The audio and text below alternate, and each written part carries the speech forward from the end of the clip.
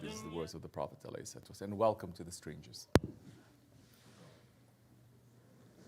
If Islam began strange and it ends strange, and we're living in the Akhir Zaman, then imagine the heart of Islam, how strange it was in the beginning also. How strange was it? That it is said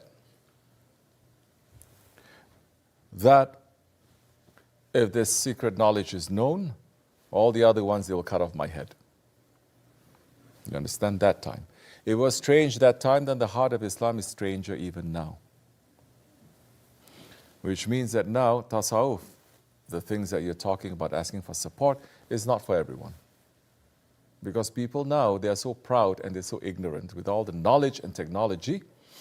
The first thing they do is to question, is to reject. The first thing they do is to question, reject, argue. They don't use their common sense. They don't use their heart. Now, asking for Medet, for example. How many Muslims are going to, Ahli Sunnat, are going to say now, asking Medet from Prophet ﷺ. So many don't understand it. They're calling themselves Ahli Sunnat, but they don't understand it and say this is wrong. They're not Wahhabis. Wahhabis, forget about it. How many of them are going to say now, in Ahli Sunnat, now to ask Medet from a saint, to go to a, let's say, to go to their tomb and openly say Medet? How many are going to say this is wrong? So many are going to say. So many scholars. There'll be certain people who say we are Ahli Tasawwuf, but the way you say it is wrong. It shouldn't be like this. You understand? So now, how are we going to say this to people? The proper manners of doing it. Who are not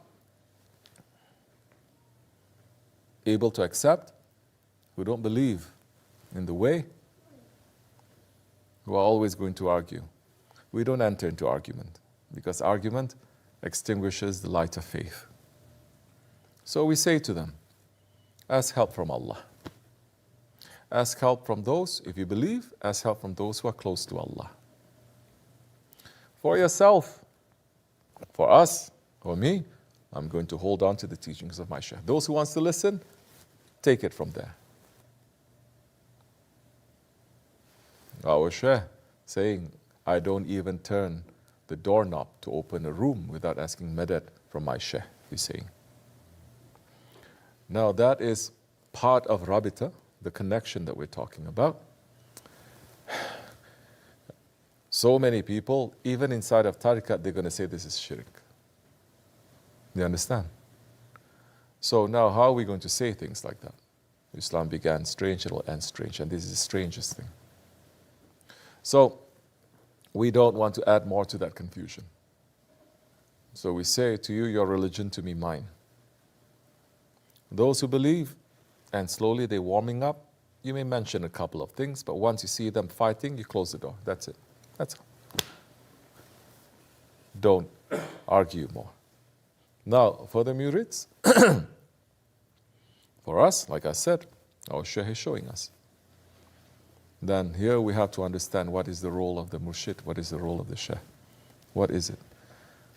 So many don't understand. They think the role of a murshid is just a teacher, or someone just to show you the way. You understand? And going back now to because they are representing the Prophet ﷺ, taking the teachings and teaching us those inner teachings of Islam that first began with the Prophet ﷺ. So here is an understanding of the Prophet ﷺ. How many are teaching about the Prophet ﷺ? Actually, how many classes are there teaching about the Prophet ﷺ? And I don't mean just teaching him about him from his physical descriptions or from this book and this book. Dry, academic. You understand? Because the knowledge of Allah, as Allah is Hayyun Qayyum, His knowledge is also fresh and alive. And our Prophet is not dead, he's fresh and alive. So, who is teaching this? Then to teach about certain realities of the Prophet ﷺ. Not all. Whole countries, Muslim countries, will be up in arms, and they were, just when certain people are talking about the light of the Prophet, Nur Muhammad ﷺ. And there's so much confusion also, and there are certain shaitanic people taking these teachings and twisting it also. So it causes a lot of other confusion. And we understand if certain authorities say, well, we cancel this completely. Don't learn from this because you still haven't learned from this and this and this and this. Usually the authorities say, don't learn from this because you still haven't graduated from madrasa, or you didn't go to university, Islamic university. Therefore, it's not about madrasa or university that you will misunderstand. In fact, so many deviations in Islam is from scholars, not from the common people, from scholars who went through madrasa system and they went through university system and they have a lot of knowledge. Look at Muhammad ibn Abdul Wahhab. He was not an ignoramus. He was a big scholar. So, it's not that you have to be ready by having all these, going for classes of aqidah, classes of fiqh and everything to get you ready to understand this. It's about the heart. When the heart is clean, nothing dirty is going to enter. Something dirty, the heart is going to reject. But something clean that is going to come, even if it's a drop, because the heart is clean, it will absorb. It will make you to become alive. You understand? So you don't need a lot of things. Certain things that come, it comes to your heart, it makes you to become alive. So, teaching about the Prophet ﷺ. Not just his life, like I said, but what are his secrets? What is making him to be special? He is not just a man. His reality is not 1400 years ago that he came. For us now to understand now, how big is the Prophet ﷺ? How huge is he? And slowly we will understand now about those ones who are representing him. Don't look at their outward form. Hazrat Shams Tabriz, the riwayat saying he doesn't even speak Arabic too good. But he is the master of Hazrat Maulana. But by today's standards, so many sheikhs are going to make fatwa against him, as they did to him at that time. And they say bad influence, teaching all the wrong things, corrupting. So it's not about this, how much knowledge that you need to go through in order to understand tasawwuf. It is this. So those who understand it is this, they will come to our way and they will not object so much. We'll remind them. Remember it's about the heart. Remember it's about this. Remember this. Say yes, yes. Okay, fine. But those who don't get it, they're always going to use this and argue and this and that. They are stubborn, stiff-necked. You understand? So, then you start understanding what is the Nakshabendi way. What is the Nakshabendi way? The grand sheikhs of who are they representing?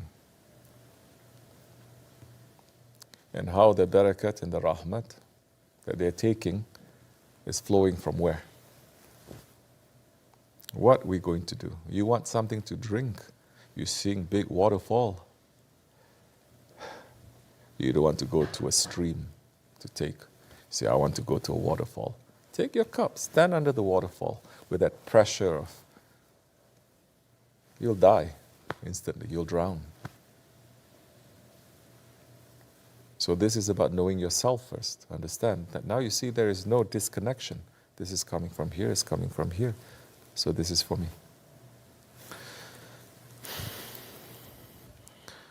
So our connection with our Sheikh now, I'll look at the outward form.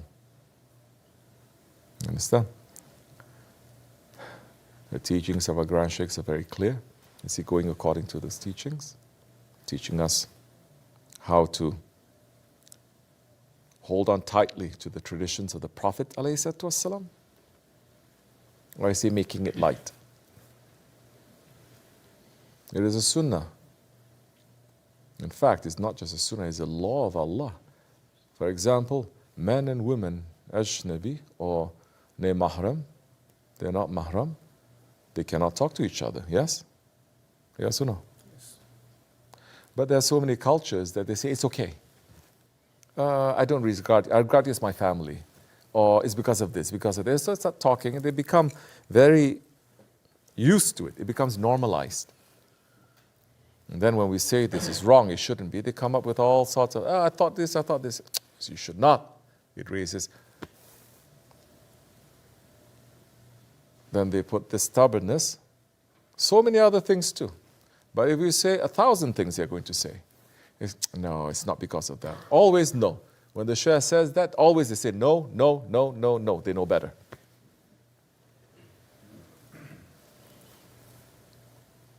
But something there that they take and they fit according to the times or the culture or to the politics of that nation. It doesn't mean it's following according to traditions of the Prophet ﷺ. So that one, holding on to that.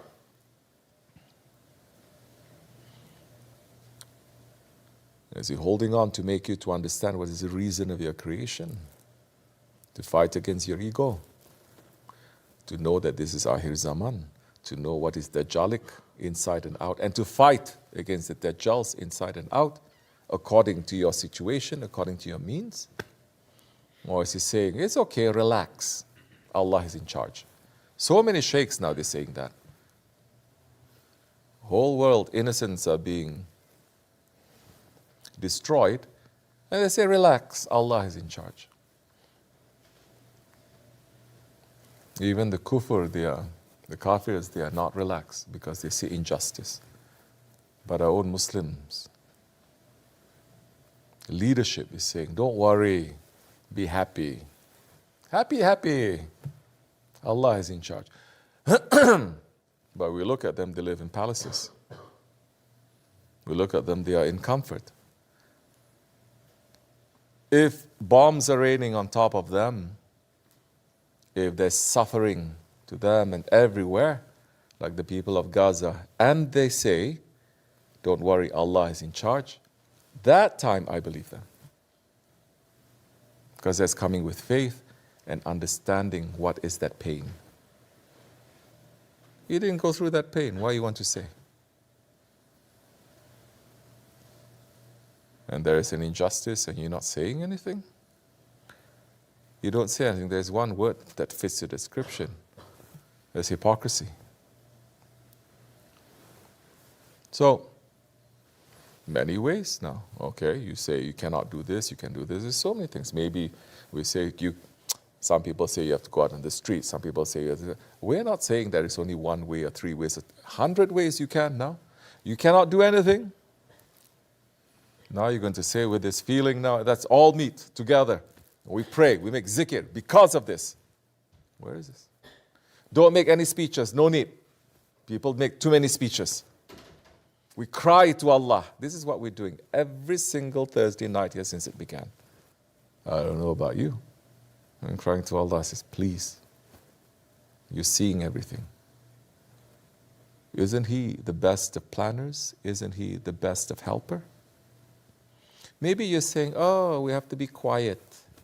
We have to suffer in silence. Munafiq talk. Okay. Then gather people, say it's an injustice, and cry to Allah. Not even doing that. But talking so much. Why? If you say suffer in silence, and we see that your children are buried alive, and our heart breaks to see you, but you say suffer in silence, that time I will believe you. I say those are words of haqq. Because you are the one who's doing the suffering, and you're saying, accept the taqdeer of Allah. That is for you, that's not for us. It's not for us. It's for them to accept, it's not for us. Meaning, we cannot tell them, don't worry, this takdir of Allah. Suffer in silence. Be happy. Allah is in charge. Shame. Don't you think there's something wrong with that?